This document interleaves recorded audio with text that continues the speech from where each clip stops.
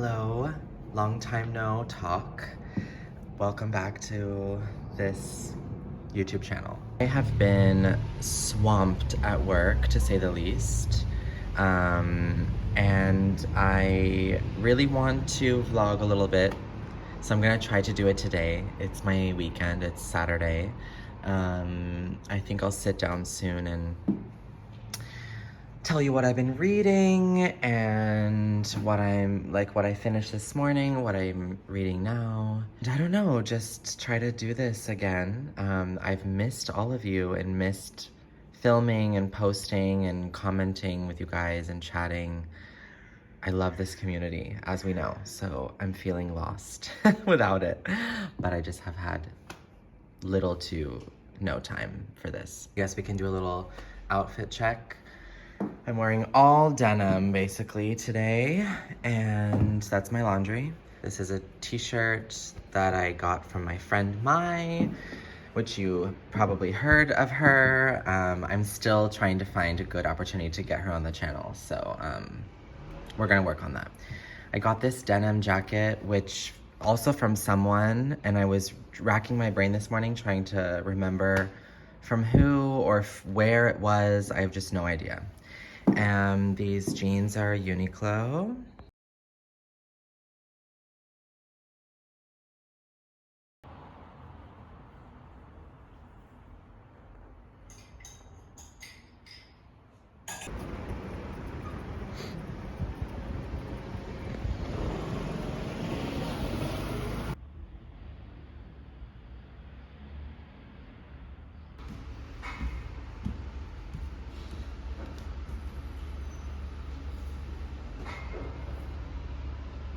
Hi. As you saw, I got cut in the middle.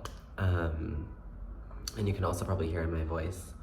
I'm not feeling very well. I could not escape the seasonal cold. Yeah, and look at that little cutie. You're so sweet. Welcome, Jacob, to BookTube. Wow, I never thought there would be a dog behind me in my video. It's a long story. Jacob was, I guess, abandoned near a construction site, and some construction workers found him, and then some kids found him, and then a woman, and then Ohad, my partner, was walking and agreed to take the dog at least for a few hours to try to find whether he had an identification chip or something, and he doesn't. So the story of this puppy is totally unknown. We just meant to keep him for, a day maximum until we could find somewhere to send him. But looks like, you guys, he's not going anywhere. Took him to the vet today, and that kind of solidified some sort of decision that we need to make about whether we vaccinate him or whether we send him to a shelter. I don't know. So for now, I think he's sticking with us. He's around 4 months old. Sorry, I'm so nasally. I sound so irritating, I'm sure. He's so gentle and sweet and the easiest maintenance puppy I've ever been around. Aren't you? Yes. Should we talk about books? Yes, we should. Do you like books? Do you like books? These are books. Please don't eat them, unless you're Rebecca. Vet said to him this morning, "You look like you drink an almond milk latte and you read Simone de Beauvoir." I think is very on brand, to be honest. I finished Lapvona by Otessa Moshfegh. I love me a Moshfegh. It was very entertaining and very smart and interesting, and she always is really surprising. I did it just a little bit of a disservice by taking a long break from it because I meant to bring it with me to Italy and then I forgot it here. So by the time I got back, I had like 50 pages left, and it just felt like I got cut in the momentum. And then I found it a little bit difficult to like feel invested. I finished it, but I didn't feel so invested in it. So that was kind of my experience with this, but I think it's great. I finished Rachel Kushner, The Hard Crowd, Essays 2000 to 2020. If you saw my video with Sophie, I will put it up here somewhere. We spoke a lot about Rachel Kushner, and since I got back from New York, I just didn't finish it. Sometimes with essay collections, that's what's happening to me. Just don't read them cover to cover. But I finally got through this, and I think that the last essay, which is The Hard Crowd, the title essay, is amazing. Actually, the last few, like Women in Revolt, Is Prison Necessary, Women in Revolt, Lipstick Traces, which is about Clarice Lispector, which I know many people love. I am included, so that was really fascinating. And then The Hard Crowd in the end was great. So I think with this, it's like sandwiched by incredible essays in the beginning and the end, and the middle at some point lost me. I think I talked about this on Instagram. That's where I talked about this. I knew I was repeating myself. But anyway, yeah, I think just the middle section, I was less interested in the subject matter. They just weren't as wow for me, but ended really strong. That's kind of back in the beginning of November. And then I flew to Italy and I read My Name is Lucy Barton by Elizabeth, I always forget her name, Elizabeth what? I read that on my Kindle. It was Elizabeth Strout. It was really interesting. I liked the style of her writing a lot. Takes place following this woman who is named Lucy Barton, and she's in a hospital bed for some kind of unknown reason, and her mother is there visiting her, and they have a kind of a strange, quite cold relationship, and it goes a lot into her kind of journey from living basically in poverty to being quite wealthy in living in New York City. So this kind of strange journey she went on in terms of how her life manifested over those years, and kind of what that did to her family, and how her mother views the leaving of a small town to a big town. And I just thought it was really interesting. I realized doing further research that it became a play on Broadway or off Broadway or something, which makes sense to me. It's like a perfect one-woman show, part of a series, so I hope to at some point read the other ones. I had a little moment with Maggie Nelson. After reading The Argonauts, I just wanted more Maggie Nelson, and someone told me that I should read The Red Parts, which is about the trial of her aunt's murder. Her aunt's name was Jane. That The Red Parts is sort of like reading a thriller or like a mystery, but Maggie Nelson, which to me sounds like two things I love meeting in one place. So before I read The Red Parts, I read Jane, a Murder, which is the first one about her aunt Jane, who was murdered, and trying to she didn't know her aunt, so she's kind of like trying to figure out who this woman, Jane, was. And it was amazing. I read it on my Kindle, and I think that it's probably up there with one of my favorite reads of this year. It's technically poetry, I think.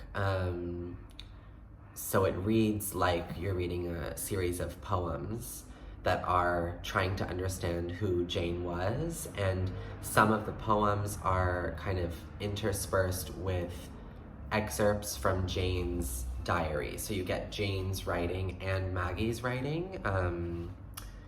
and that I just thought was so good. It's so well done.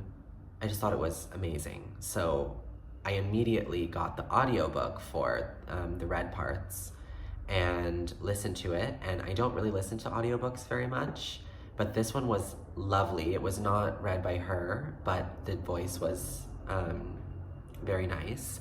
It was super captivating. It goes more into the trial and also talks a lot about death in general. Maggie Nelson talks about the death of her father. She talks about death as an aspect of life. She talks about her own thoughts of death or suicidal thoughts. So it's about Jane's trial and you really get the whole thing. But it's also just, it's Maggie Nelson, so she's just such big brain energy and she's so thinky. So every aspect of the trial that she's kind of sitting in on for her aunt is like bringing up all of these thoughts for her, and she's writing all of them down, and it was really great. So I would say Jane and the Red Parts were so wonderful to read back to back. I was just like fully engulfed in that part of Maggie Nelson's life, and great writing. She's just a fave. So if you haven't gotten to those, you should get to them. And it was fun to listen to an audiobook. I think I will do that more often than I have in the past. Also, when November started, I realized it was nonfiction November, and from Rachel Kushner to Maggie Nelson, I've actually been reading a lot of nonfiction. So the next one that I'm reading, oh, look at those cute little eyes down there. I love you.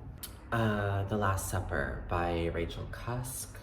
I'm reading this for Katie James's book club. I had this next to my bed and I wanted to get to it anyway. I'm about 57 pages in. Rachel Cusk, when was this published? Or I don't know when actually the trip was. It was published 2009. Her family takes a 3 months trip to Italy, and she's just kind of chronicling in the very Cuskian, just incredible. Like, what word can I use? I'm a huge fan of her writing. She's just taking you through their trip.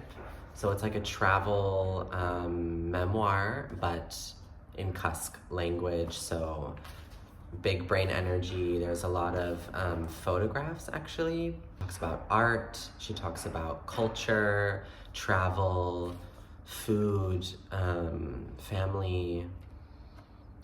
And I'm loving it so far. I'm loving it more than the other essay collection I read of hers, Coventry.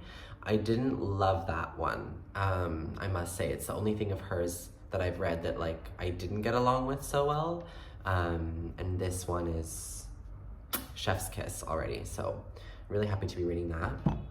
And then I've gotten kind of back on the NetGalley ARC train. And I got this ARC for a book called Still Pictures by Janet Malcolm.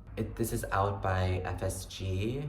I'll put the cover somewhere here. On photography and memory, Janet Malcolm is an author. I never heard of her before. Actually, she died last year. She was a frequent contributor of The New Yorker and the New York Review of Books. So she wrote a lot of criticism and journalism. Her parents are from Czechoslovakia originally, and they immigrated to the States right on the cusp of the beginning of the Holocaust. So basically her family escaped the Holocaust by a fraction of time by getting on a boat to New York right before. So she talks a lot about that in this book. Each chapter looks at a photograph. She's kind of writing an essay about what she sees in the picture, what the picture represents in terms of time in her life.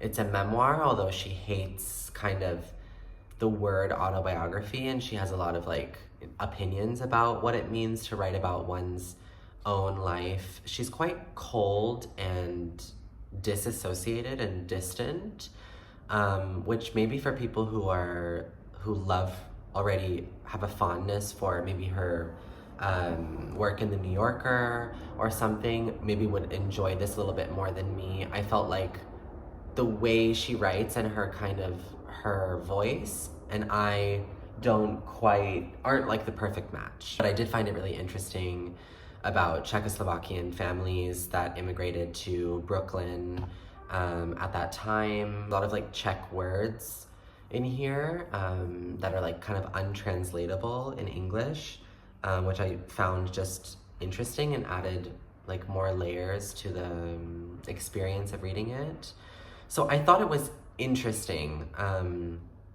And when she talks about her own family, very interesting. But then she talks a lot about sort of like periphery characters, if I could say, in her life, which for sure hold importance. But to me, I just found it less interesting and was kind of less drawn in those moments. If you're a fan of hers and her journalism, you would like this more. In terms of reading now, along with the Cusk, there's another arc I got from NetGalley called, also out by FSG, called Island City by Laura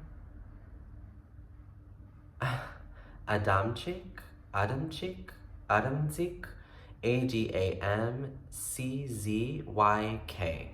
I just started it, but it's a book about a woman in a kind of small town who goes into a bar, and she kind of tells her life story and like tells all her secrets to the people that are sitting currently in that bar. So it's written from first person, and she's like, the first sentence is like, I can tell by your faces that you think you recognize me. I can see you trying to figure it out. It's true, I grew up here, I'm from here, but I haven't lived in town for some time. So she's talking to you, the reader, as if you're a person in this bar, in this dive bar that she walks into, and she decides to like blurt out all her past and secrets and life too, which I think is just a very interesting concept. I think I'll leave it there in terms of reading and stuff. I'm gonna take care of this choop. I think he has some fleas, which we are trying to deal with, but they're persistent. I'll catch you later. Maybe I'll keep filming, or I don't know if this is the end. We'll see.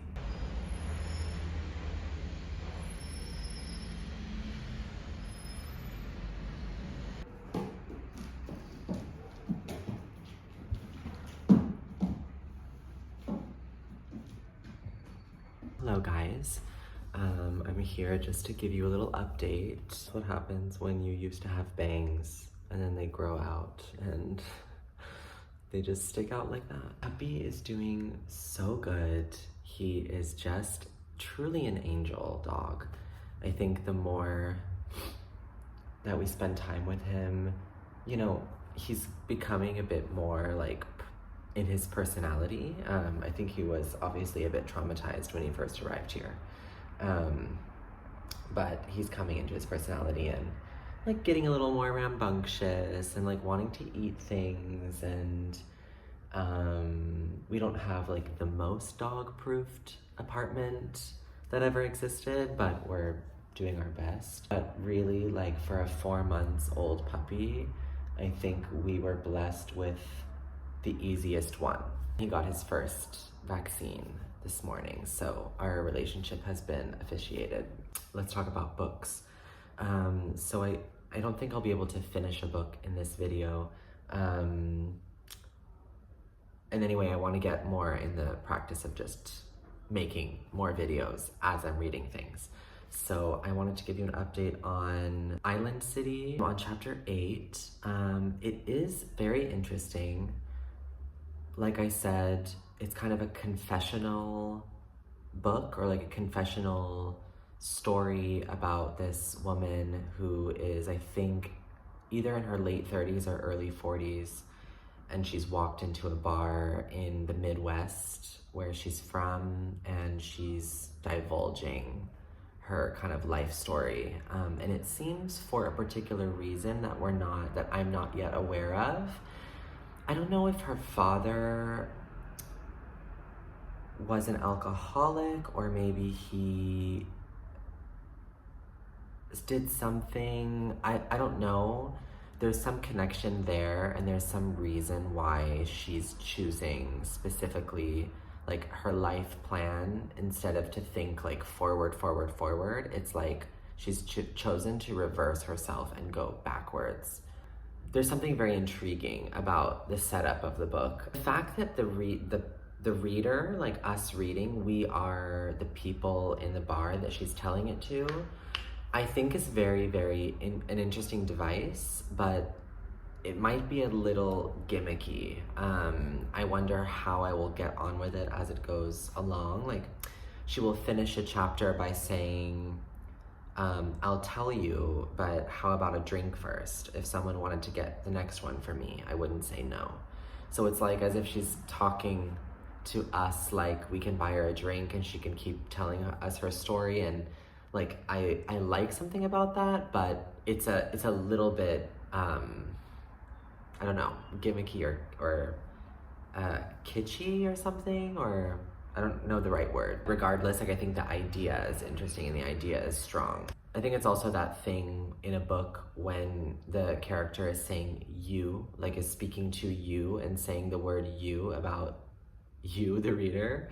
I never quite like that in books. I mean, I don't hate it, but it's just not my favorite kind of point of view to be in as the reader. We've gotten to know that her parents are divorced, and she's just going back to the kind of time where they separated, and both her father and mother started kind of dating other people.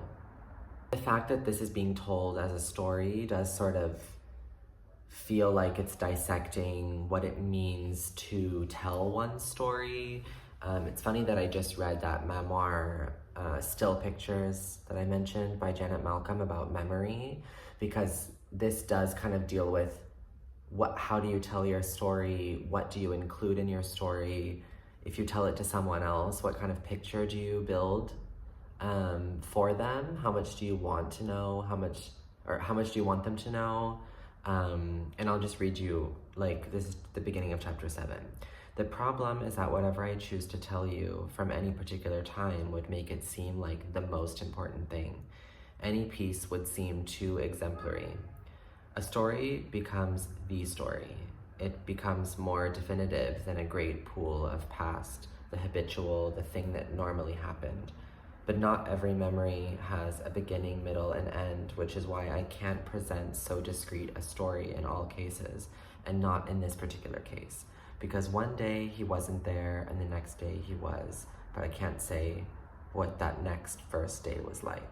The he that she's talking about is the new boyfriend of her mother, but that can kind of give you the vibe of the storytelling aspect. And then another book that I won't go into at all, but I'll tell you that I read just the first few sentences just because I was intrigued, is another arc that I have. This is out by Catapult, and it's being published in February 2023. It's called Brutes. That's what the cover looks like. It's a great cover, especially in color. I don't always love covers with photographs, but I think that this one is nice, in my opinion. I saw the description, and also the title Brutes is really interesting, so I requested it on NetGalley, and I just started reading the first few pages. I'm really behind on watching YouTube videos, so this morning I was catching up on CJ Reed's videos, And a month ago, she mentioned this book as a book that was on her radar to read, like early next year before it comes out. The book opens with the daughter of a pastor named Sammy going missing. And it's told from the perspective of a we, so it must be a group of someone, a group of people that are watching with binoculars the kind of scene unfold of like the information being passed around the town that she's missing and watching the police cars arrive to the parents' house. And that's really all I know. But it sounds like a fun kind of plot. I feel like it's gonna be a plotty book. Those are my book updates. So that's everything. I think I'll finish the video here because I wanna upload this tonight.